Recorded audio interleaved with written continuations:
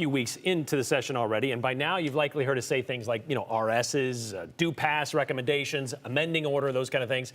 So you likely have questions about what those might mean and how it all works down at the State House, and that's why Joe's here to help explain it. I'm here, yes. Let's jump into a little bit of legislative fun. All right, well, we get a lot of great questions about how to follow the legislature, like how does a bill become a law? So we thought we'd walk you through it.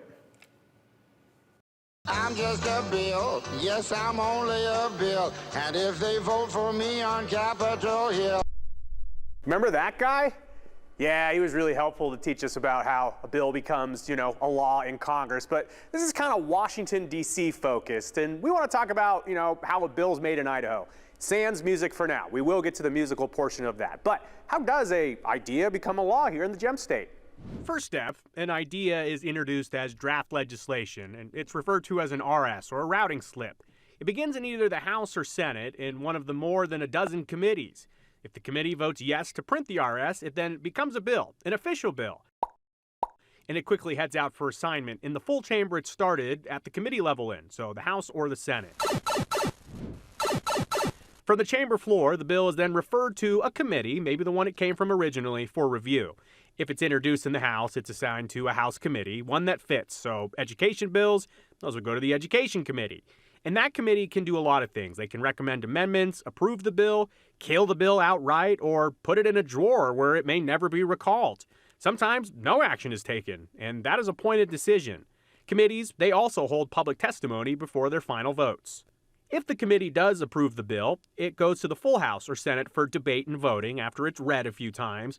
A simple majority vote is needed to pass the bill.